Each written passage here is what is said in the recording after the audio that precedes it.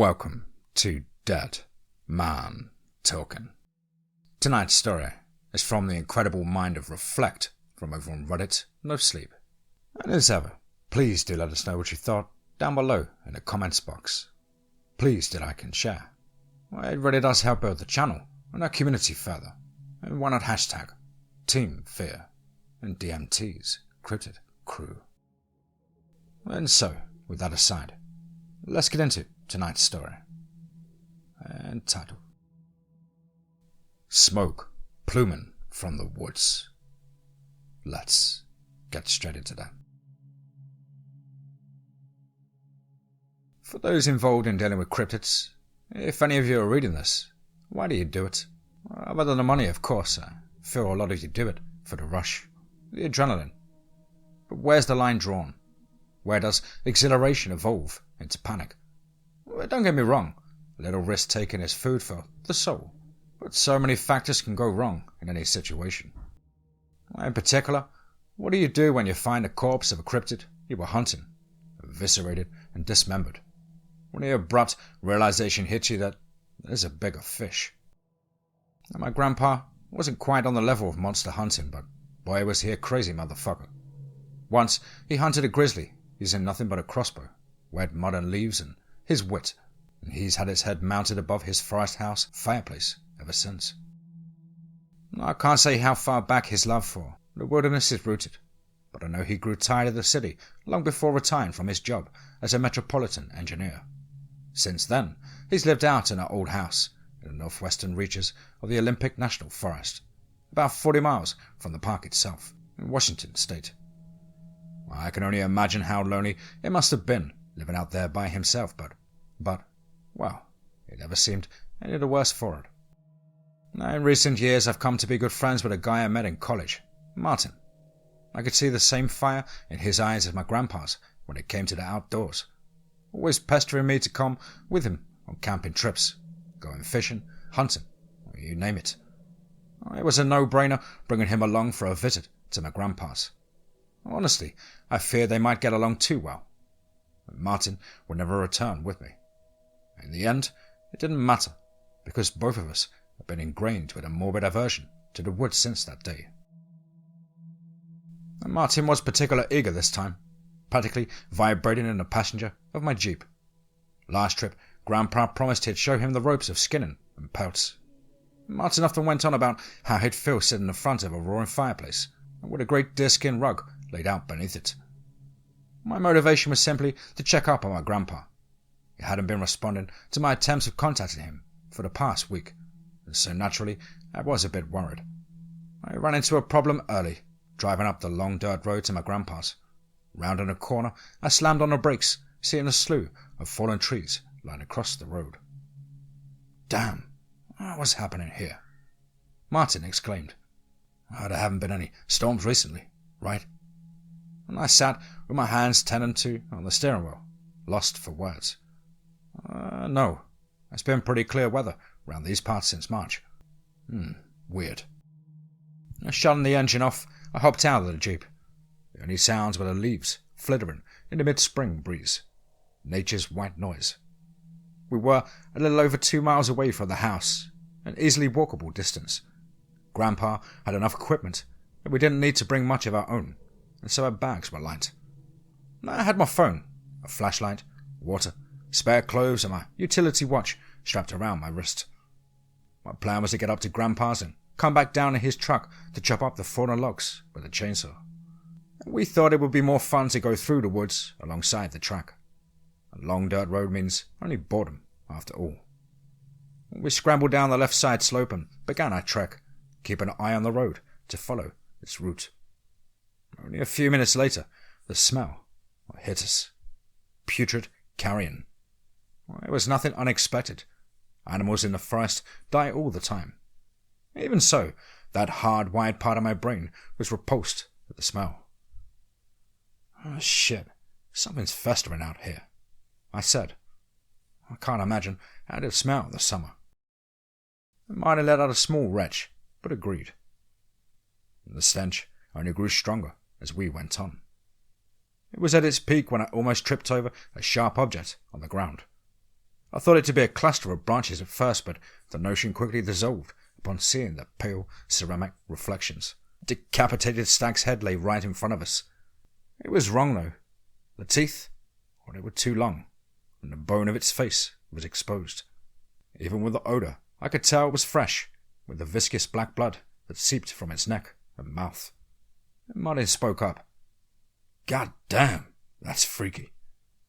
You think a bear did this?" "I mean, there's only black bears here, right? I doubt they could pull off something like this. A cougar, maybe. I don't know. Never seen one straight up decapitate a stag like this." My eyes were drawn to the trail of blood forming a jagged streak ahead of us on the ground. My gaze followed it until it terminated at the stag's grisly mess of a body. Well, it looked quadrupedal from a distance, but as we moved closer, I found myself sorely incorrect. The body was that of a monster, large in stature, but bony and gaunt. Long, razor-sharp claws lying splayed across the ground like kitchen knives, and all covered in patches of dark whitened fur. "Is it bad?" Martin called out, approaching from behind me to get a look. When he saw it, he went still and quiet, as had I. It was no statement that could do the sight any justice. I heard the old tales of the horrors lurking deep inside the forests, but never experienced them face to face. And it was still, laying dead as the fallen leaves beneath it. It looked crushed and broken, littered with what seemed to be wide and deep puncture wounds. Martin managed to speak up. Is that... But before he could say any more, a sudden snap broke the tension. The snap of a twig. No, a branch. My spine shot straight upright, and against my better judgment, I found my head gradually swiveling in the direction the noise had come from. When I caught a vast, hulking shape in my peripheral, I whipped around to face whatever was there, and I saw something. Just for a moment. Enormous, long limbs draped in shaggy hair, the colour of pine bark. But as quickly as I had turned, the image vanished. Rising dread threatened to pry my lips apart into a scream. I looked far and wide, but nothing was there. "Cal, what is it? Wait, the cougar isn't still here, is it?" Martin whispered. "No, it's nothing. Let's keep going. We can talk about this later with my grandpa, but the cat could still be loitering about somewhere. It's best we don't stay in the same place for too long." Before departing, I snapped a few pictures of the mangled corpse on my phone, zooming in on the head without backtracking to get a better angle. Something told me that turning back, however briefly, would be a terrible mistake. I went on with an urgent pace, pretending to ignore the heavy movements between the trees nearby. Large animals will inevitably give away their movements, but they snap twigs, not entire branches. Even so, the movements sounded anything but clumsy. No, they sounded calculated, those of a stalking predator. And as hard as I tried to filter them out, I caught myself glancing to the sides and behind very often. I don't know whether I was hoping to see something or nothing. Still, the woods around us were empty, other than ourselves. "Hey, Cal, if there's a mountain lion around here, we should go up onto the road for a bit. It'll be easier to bolt if we need to." And I agreed, and we veered off to the right, climbing up the roadside slope. Deep down, I knew that whatever was out there, it wasn't a big cat. We only told ourselves that, skirting the subject of monsters now made very real to us. The forest fell silent as we walked along the road. That was far from being comforting, though. If the woods are quiet, predators are about. Well, it's a well-known idea in a community of wilderness enthusiasts. What did ease my mind to a degree was the sight of a herd of deer standing in the track. They cocked their heads to look at us, but didn't seem at all disturbed by our presence. At the same time, a feeling of being exposed, vulnerable, grew as a hard lump in my gut. They started to move on as we got closer, wandering off the road and into the woods. One of the deer stayed in place. It wasn't frozen, no, but constricted. It twitched and whimpered as it started to rise off the ground, as if weightless. And it happened so quickly. Its screams were cut off as its limbs were snapped and crushed and deep wounds erupted all over its body. And then, like it had been there the whole time, it stood. It was a nightmare. Huge, unimaginably so, rivaling 2 elephants stacked up. And it was hunched over, resting on impossibly long and thick forelimbs, ending in spindly, sloth-like claws. Its body was long too, ending in a pair of shorter legs, knees inverted, and with feet supported by spur-like appendages. The lolling head that sat atop an arched neck looked like some bizarre cross between a horse and a crocodile. Hollow pits in place of eyes, the torn skin around its mouth revealing horribly uneven and misshapen teeth that jutted out at irregular angles. Now the fading sunlight glinted off of the long gashes covering the sides of its head. The dead creature from earlier had definitely put up a fight, but it could never have been enough. And as we stood stunned, it reciprocated our stare, the only real movements being the sets of rib-like appendages undulating on its underside, rendering the deer into a torn sack of flesh and bone fragments.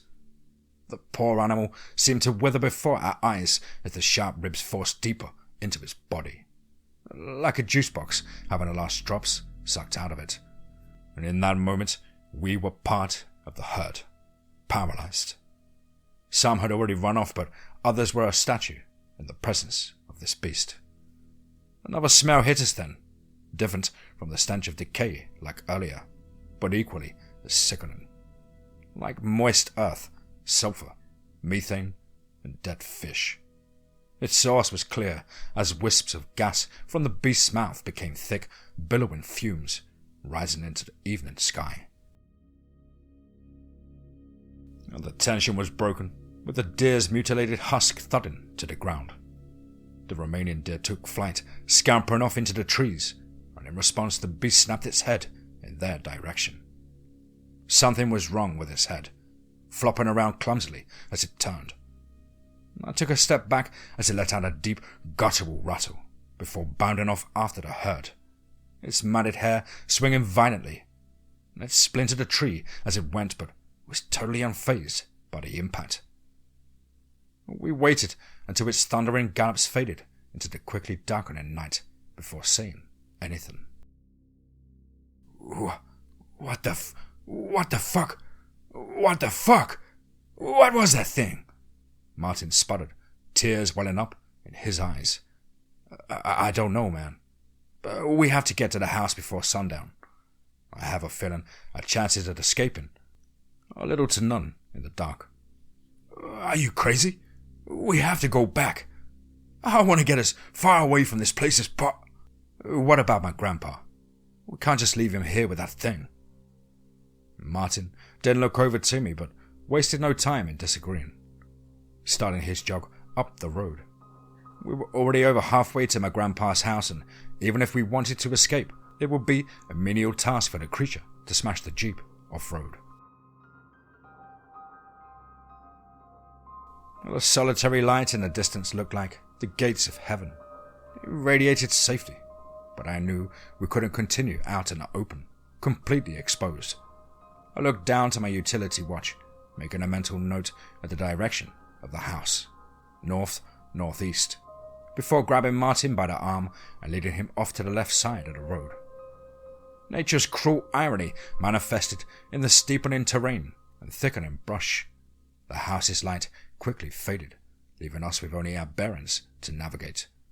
I thought we might have gone off track for a terrifying moment, but I saw the column of smoke above the distant tree canopy that could only be from my grandpa's chimney. Come on, this way. As we neared, no light became apparent. Maybe he'd already gone to bed. I could only guess with his lack of communication. We came up onto the lip of a hill sloping down towards a flat clearing, but there was no house. There, the pillar of smoke, but there was no source. It began in mid-air from nothing, and as we stopped to look, the point where the smoke came from jerked around in the air. When I picked up on an organic stench, it clicked in my mind. Just like before, there it was, looking directly at us, the thick fumes spewing from its mouth. But I noticed something else this time. Now that the moon hung in the sky, its light glinted off of something beneath the creature's head. 6 black orbs, shiny like obsidian, 3 on either side of its neck. They darted about, independent of each other, and I knew immediately what they were. Eyes. What kind of abomination was this? If those were its eyes, and it ate the deer with that structure resembling a ribcage, then that must mean it had a false head. A distraction, defense mechanism maybe. It made sense how this head flopped around limply with the beast's unnatural movements. I blinked in quick succession and looked down to my watch. Due east. We had been misled. It had circled around us to lie in wait. When in one motion, I gripped onto Martin's shoulder and pulled him in the direction we were meant to be heading in a wild sprint for survival. The beast erupted into movement, ribs rippling as it let out another rumbling trill. Martin looked over to me, confused.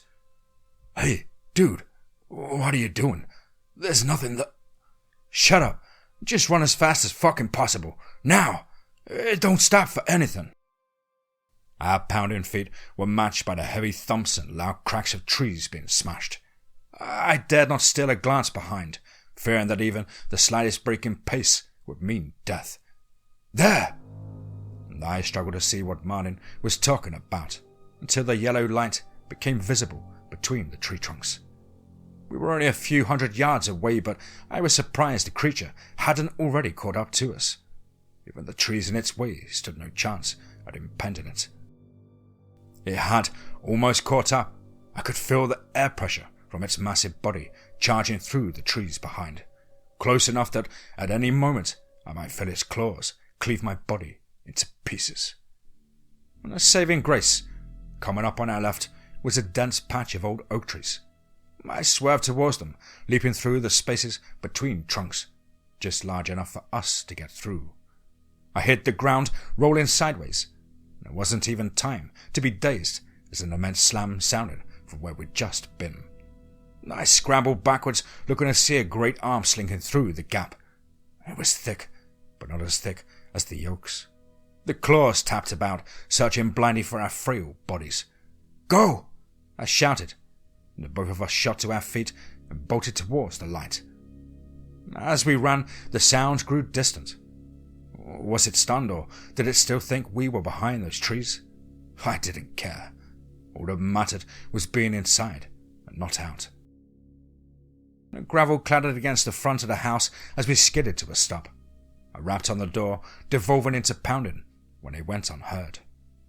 And what was probably the 20th knock, my fist met only air, and I stumbled in through the now open doorway. I looked up to meet my grandpa's gaze. His eyes were wild. He didn't look like himself. He glanced behind me and Martin, and then behind him. Whatever he saw out there, his pupils contracted in response. "Hurry in, boys! Get inside!" He whisper-shouted. We filed in. He went to bolt the door, but hesitated. His hand fell limply. No use. He was right. If the beast wanted to pay us a visit, it would do so regardless of our home security. We followed him quietly to an uncovered floor hatch. "What's this, Mr. Bonnet?" Martin asked, regarding the hatch. "Huh? Oh, this here's my old wine cellar." Martin went to ask further before being interrupted. Get down the ladder, son, first. You can shoot your questions once we're safe." He pulled on a handle, opening a hatch to reveal a sturdy wooden ladder that led into a dim space beneath. One by one, we clambered down its dusty rungs, meeting the cold concrete floor at the bottom. Grandpa was last, tugging a heavy rug over the open hatch before closing and securing it. "I take it you seen the thing, right?" "Jesus, Grandad, we barely got away." I gasped, still out of breath from our escape. "Unscathed?" "Yeah, Mostly. Other than some scratches. Good. He walked over to a upturned crate and plopped down onto it. Martin and I looked between each other, and then back at him. Well, Martin said. You seem to know what we were dealing with, so what the hell is it? Grandpa gave Martin a scowl of disapproval, quickly relenting into understanding. I'd scrutinize you on your manners, boy, but now ain't the time. He released a tired gasp, letting his head drop down before inhaling sharply and looking back up at us. I seen it only once before, in my varsity years. Had some Danish friends in my course who said I should come visit them over there. Go and do some backpacking in their home country. Beautiful landscapes over in Denmark. Really. Peaks rising out of the trees, you know. Before he could lose himself in a daydream, I cleared my throat to bring him back to reality. Oh, right. So, we were pretty deep in the woods when it happened. We'd all gotten paranoid because we thought something was following us. Something big. Elk, maybe. But we never saw nothing. Only heard it. And then, God, one of the girls in front of me started to, levitate. I don't know.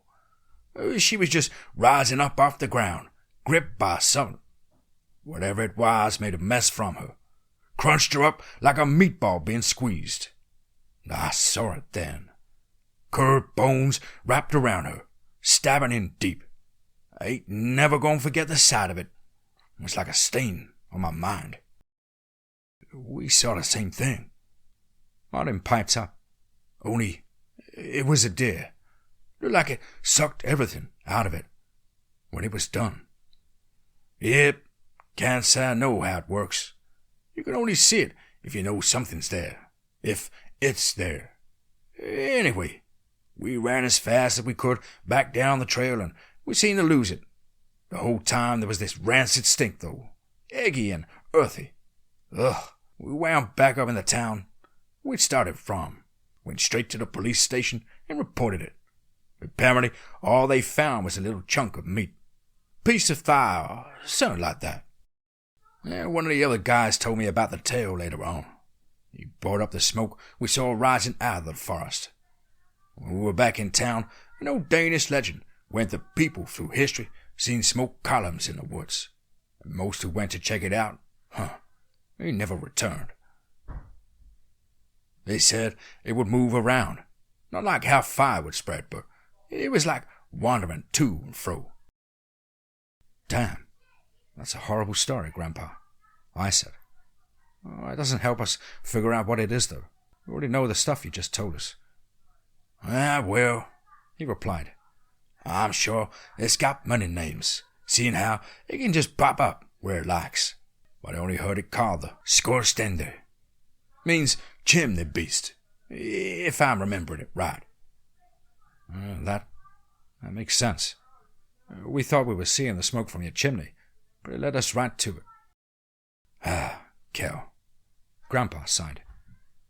This house ain't even got a chimney. And Martin looked over to me scoffing, then back over to Grandpa. So, it lures people in like that? Sure, but I don't think it means to. I'ma take a gander and say it started out with the fumes after it ate that deer. Yeah, I replied. Whatever that thing is, it ain't from here. It ain't from anywhere on the planet. I think it eats something and then starts giving off smoke. Waste product from digesting it, I guess. So, shit gas? Martin chuckled. He always was able to find a way to lighten the mood in dire situations, even if just a little. I looked up at the monochrome ceiling above us, mulling over what Grandpa had said. I remembered how this whole thing had started, and pulled out my phone to bring up my photos. We found this after starting our way up to yours on foot. I have an inkling, but do you know what it is? And Grandpa squinted at the screen, then took it from my hand. Scroll to the right, that's only the head, I said. His silent focus was only punctured by the dull taps of his finger on the screen. Recognition lit up in his eyes, his head bobbing up and down. Well, I'll be damned. Wendigo, right? I asked. Yep. I gotta say, I never seen one around these parts before. Then again, I was never looking for one. I doubt you need it, but keep that as a reminder for what this beast is capable of. And I put my phone back in my pocket, sighing and letting my chin drop into my hands. In any other situation, I'd be shocked to find out such a creature was real. But not now. This is all great, Mr. Barnett, Martin said with a quivering uncertainty. But it doesn't help us. What are we going to do? What can we do? I don't know. Well, I have a stupid idea, but it's just grasping at straws. Anything over sitting here and waiting to die? Martin breathed, staring off into space. Anything. Grandpa looked up towards the basement window, the only source of natural light in the room. What little of it remained. Well, I was checking my traps out east from here, about 600-700 yards into the woods. Only when I got there was this smudge. I don't know what to call it, but that's the best I can describe what it looked like. It was like looking into it. I couldn't register what I was looking at. Hurt my eyes after a while. Never seen nothing like it. It was after that I started seeing the Skoystrende. So... He trailed off, like he was struggling to find the words to say. So what? I pressed, leaning forward in anticipation. Again, this is guesswork, but I think that's where it came out of. I threw a rock into it when I was there, but ain't hear it hit the ground. Like it went someplace else. If we can just lead it back there, just get it to go back in. Wait, hold on, I interrupted. Shouldn't we call someone? Police? The damn army? What do you think will happen to the cops when they come out here, huh? What's a chief and a rookie in one police car going to be able to put up against it? Good luck convincing the U.S. military to send out Marines if they thought it was a joke. I shut my mouth, swallowing my next words, allowing Grandpa to continue with his proposition. Either the beast leaves or we die. I'm not even going to talk about trying to drive away. You've seen what it does to the trees. Stealth might work, but it's better at that than we are. Big as it is, I don't want to risk either of yous losing your lives. His last remark sent a chill down my spine. He'd said nothing explicitly, but I already began to understand what he meant. Grandad, you... Don't worry about me, champ. I got something, but you gotta listen closely, both of you. Martin and I set our full attention on him. I wanted to hear his plan, but I really hoped it was going to go off in a different way from what I was thinking. Now, I want to make this clear before anything else. I'm going alone, and you boys need to sit tight and do as I say. My heart dropped, plunging into the stone-cold sea of despair. Are you crazy? No, I have to go with you. Grandpa cut me off, shushing me. As I say, he commanded. I knew he was right, but in the face of loss, my thoughts wrestled against the idea. Okay, now I'm going to call you when I'm off a ways, all right? You have to pick up and stay on the call with me. It's vital you keep your attention on my voice. I need both of you to be brave for the next part. I need you to make as much noise as you can. Martin's eyes bulged in fear. Won't that just get us killed? I haven't finished. That's only up until I call you. When I do, you shut up and you hide in the darkest corner of this cellar. Okay? I was heaving for breath now, cold beads of sweat budding on my forehead, but I closed my eyes and stilled myself. Yeah, okay. Good. Once we're connected, I'll start. We were silenced by a single muffled thump from overhead, so forceful The ceiling spewed cement dust down upon us. Then another thump, and another, and another. I fell off my perch in shock when a booming crash sounded from above, chased by the clattering of rubble. The steady thuds drew nearer, louder, until the only sound was that of the floorboards groaning under immense weight. I looked over to Grandpa, who looked over to me and whipped a finger to his lips. I nodded and then slowly turned towards the basement hatch. The beast was trying its best to move silently. A stifled whimper escaped from my lungs as I saw the hatch buckle. A loud bang shook the house's foundations, and then nothing. In the silence, I could make out the beast's ticking growl. It was toying with us, trying to catch us out, make us think we had been foiled, so we burst out in panic and tried to flee. Its intelligence terrified me so much more than its grotesque appearance. It tried this bait a few more times before huffing angrily. The heavy creaks grew distant until we could no longer hear it, aside from the single crash of a fallen tree somewhere outside. I stood up, eager to set this plan in motion, only to be dragged back down by the firm grip of my arms. My eyes fell to meet my grandpa's, looking at me with a wide-eyed scowl. Sit down, he hissed. Not yet. Bastard's clever. It's probably waiting at the tree line, watching for us to come out. And the three of us sat in silence, ears attuned for even the slightest noise to indicate its presence. And after an excruciating wait, Grandpa rose to his feet and crept over to the ladder.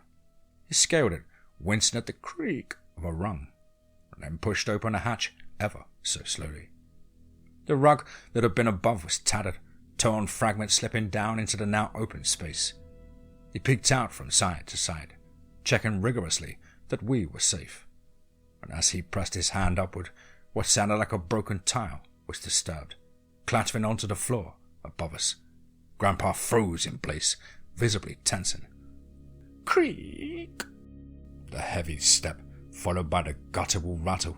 I prayed to God I wouldn't hear force Grandpa into action. He pushed himself off the ladder, tucking and rolling to the floor, right before the hatch was slammed by the immense force, cracking it and warping the hinges. Grandpa shot to his feet, adrenaline far outpacing his old age. He glanced around wildly at the floor before looking up at us with newfound determination. Shit! Damn it! Change of plans. Martin, distracted. Make some noise. Carol, give me a leg up to the window. Martin's jaw fell open, and his breathing quickened. Fuck! He yelped, pressing fingers into his temples. But to his credit, he turned towards the hatch and started up a racket straight after. Come get it, you fucker!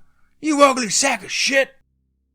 While Marty was busy cussing out the chimney beast, Grandpa and I hurried over to the window and braced myself in a kneel, fingers locked together, forming a foothold, where he planted a foot. 1, 2, 3. I heaved him up, holding my posture, while he unlatched and swung the window open. My body was already tired from running away, and Grandpa was heavier than he looked. Still, I hauled him up further until he was out past the waist, and he poured himself out into the hazy night. I kept my focus on him as he turned around, refusing the urge to look as he heard claws cleaving away ravenously. All right, I'll be calling you in a minute, he panted. When I do, tell Martin to zip. I love you, bud. You too, Grandad. My words latched onto him, fueling a forgotten instinct that slammed his heels into the forest floor and sent him sprinting into the trees, fading until he was merged with the dark itself. I was grounded again when Martin let out a shriek, and I turned to see him backpedaling from those spindly claws extended through the jagged hole that once was the hatch. A thick trail of blood smeared from him as he shuffled back, the same crimson that slicked one of the titanic claws. God, me! God, it hurts! He cried, flipping over and resorting to a belly crawl towards me. I rushed over and dragged him as far away as I could, but he flopped to the floor in shock when I released my grip. His calf, it was a mess of exposed, glistening flesh and bone, sliced through like warm butter. His mouth half hung open, but without a sound. And so I rushed to build a cacophony in his place. And as booming as I tried to make myself sound, I devolved into whimpering shouts. The beast's arm had reached almost halfway across the room, yet still it slithered further and further through the broken hatch, claws ticking around in search of our flesh. Backed up into the furthest corner alongside Martin, the monstrous hand grew closer, slowly, agonizingly so. I only became aware of the incoming call from the vibration in my jacket pocket. It felt as if, somehow, safety lay in the act of answering my grandpa's call. My hand shut into my pocket and yanked out the phone, fumbling with the touchscreen and picking up. "Granddad, it's so close. It's about to get us. Do something, please!" I wailed into my phone. Instead of a reply, a loud crack rang through the night, and then the phone. The beast's arm lurched backwards, freezing for a moment, before it tore out from the basement, purpling the floor with wood fragments. As simple as the sound it was, I recognized it. His Black Hawk. He'd taken it with him. I don't know when he'd picked it up, but he may have had it on him the entire time. And out the window, I saw the hulking silhouette barreling into the trees, its speeds rivaling my Jeep in fifth. I jumped when I heard Grandpa abruptly begin shouting over the call. On the words, they were indiscernible, blending in with the scuffled sounds of movement. I took the moment to take off my jacket and then my t-shirt, which I pulled tightly around Martin's upper calf as a tourniquet. "Hey, Cal," Grandpa said over the phone, sounding hollow and tinny. "Make sure you keep up your aerobics. Gah! Sure as shit don't get easier with the years." I let out a half-hearted chuckle. "I will. I want to go hiking through these woods with you, camping, surviving off the hunt." "I know you do. God, I do too," he said, stifling a sob. "You're gonna have to stay strong for your ma, okay? There ain't no chance of getting out this time. But you two are." Well, I broke down then. Thick, watery streams lining my cheeks. "I'm gonna miss you so much, Granddad." We had some good times. Amazing times, no? I sure as hell did, and, well, this is a pretty badass way to go out, right? An unfamiliar comfort swelled up inside of me, almost breaking through the tears. "Yeah." "All right, I'm here. The smudge. No idea what I found through there." I could hear the thundering beast across the call as it gained on him. Its clicks and rattles too. "I'm going in. Promise me one thing, though." "Anything, Grandad." "You be good, kid. Make my daughter proud. That is all." A bizarre noise came from the phone speaker, something akin to the sound of a stone sliding across a frozen lake, followed by a splash that seemed to kill all noise. And that dead silence was broken, with a shuddering voice spoke again through the phone. "What the—" "Where are you?" I yelled, pleading for any small morsel of information he could provide. "I don't know, I'm in a pipe, I think. Some kind of glass tube. I can see everything outside. It's all there, all at once. There's more of these tubes, so many more, they're branching and splitting, but..." The connection got progressively weaker as he talked, jittering and buzzing in my ears. "I'm heading down this tube now, and there, central one, but it's huge, enormous. Holy shit. Nope, I don't think it's the central. In the distance, so many. What the hell is this place?" My exhausted brain couldn't fathom a single thing to say. I just listened, almost as confused as he was. "Streams of fruit, some of them, and the..." He was cut off by a tremendous splash, but the sound quality at this point made it sound more like a roar. I could only hear his whimpers until that hissing trill crawled its way under my skin once more. It melded with the audio glitches, but then I heard something I never could have expected, even after seeing what I'd seen.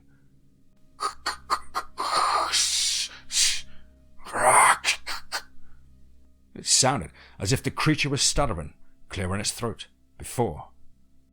Exalt royal teeth for its flow shows the path.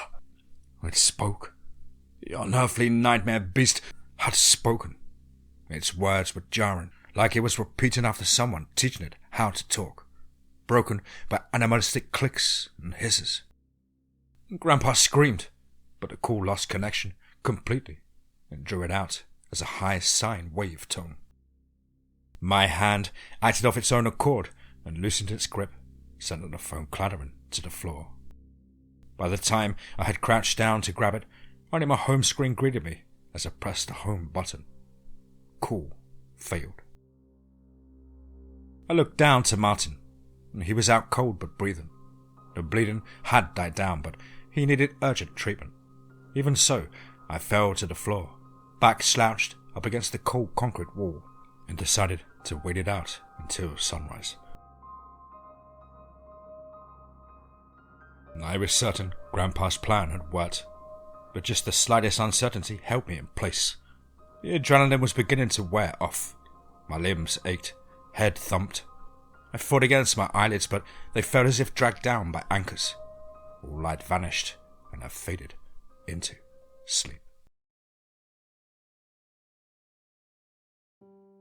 I woke to heat on my face and a red-orange blur.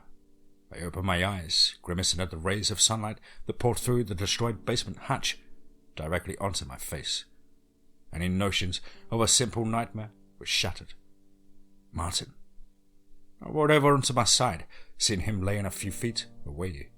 And thank God he was still breathing. The blood coating the skin of his left leg was dry and crusted, but a small amount of it still seeped from his mangled limb. I chose to let him rest while I turned to the broken ladder, hauling myself up what remained of its rungs and out into the house. What remained of it, at least. An utter devastation. I do not exaggerate when I say almost the entire front portion of the house was gone. Wooden beams jutted out from piles of rubble and dust, but all was still. Unlike the day prior, birdsong weaved throughout the woods and into the ruins. I recall learning about how forest animals would go quiet when a predator was nearby, but I had been too on edge to notice until their sounds had returned. Still, subtle chills wormed their way up my spine. I felt safe, but I'd also felt safe with Grandpa in the basement until the attack. No smoke plumed from anywhere across the tree line, and no stench defiled my nose, but I couldn't shake it. I spent some time scrabbling around in the back half of the house that still stood. Quicker than I expected, I found the keys to Grandpa's truck in the corner of the kitchen counter. I practically leapt down into the old wine cellar and then slowed my pace, gently shaking Martin until he stirred. He was groggy and confused. Don't worry, man. I'm going to get you home. I wrapped his left arm over my shoulder, supported him to the ladder. It was tough getting him out, but I did, and we hobbled through the ruins to the truck. Driving faster than truly necessary, I swerved, slamming on the brakes when the fallen tree trunks came into view, almost out of nowhere. The jolt shook Martin, and he came to attention from the pain in his leg. I apologized for it, but wasted no more time in getting out and helping Martin down from his seat. The stench of death was stronger in the air, the Wendigo corpse festering nearby. It brought me back to the night before. The raw terror, spawning paranoia within me that grew intense over the short walk between the truck and my Jeep. I felt exposed, naked. We made it across to the trees and into my Jeep quickly, even with Martin's injury. Still, without any warning signs of the beast, my heart was drumming so hard I could see my chest pulse. After a messy three-point turn, the wheel slipped, kicking up dust before we shot our way down the track. We drove until reaching a small police station, where I flew out of the Jeep and burst through its double doors. Not perhaps a rash action in retrospect, but my mind, or it was elsewhere. And before anything else, I had them call an ambulance for my friend, following by reporting a severe animal attack. When I was asked what attacked us, I spat out, cougar. The officer grunted, and I laid out the facts. Grandpa was gone, dragged away by our assailant. An ambulance arrived soon thereafter to pick up Martin. The EMTs were visibly surprised by the laceration, but attended to him nonetheless. He lost a fair bit of blood, but they quickly got him in stable condition at the nearest hospital, where he stayed for the next week. A search party banded together to look for Grandpa, but they found nothing, of course. I was questioned about the state of his house, but I think the trauma welling up in my eyes was the best defense I could have had. No scorch marks on the rubble to indicate explosives. Nothing. It's been a few years since all of this happened, and I've made it through the stages of grief in one piece. I'd like to say Grandpa lives on in my memory, but that wouldn't be entirely accurate to say. I can still remember him, our conversations, days out, the smell of his fireplace, all of that. But no matter how hard I try, I can't remember what he looked like. That's to say, there's only an imperceptible smudge where he once was in any pictures I still have. I don't know where he ended up. Some massive network of tubes, but I get the distinct impression that his grave lies elsewhere, in another place separate from this world. I'm eternally grateful for his sacrifice, yeah, but I can't help but think that it was only our lives that were saved from the scorched adair. Are there more of them? Or is it somehow able to relocate itself? Only my grandpa would have answers. But, yeah, and just in case if you find yourself out in a wilderness, and you see a steady plume of smoke rising from the trees, perhaps even smell the organic stench of digestion, it'd be best to call off the occasion entirely. Once it's on to you, well, I only hope you're as lucky as we were on the day my grandpa died.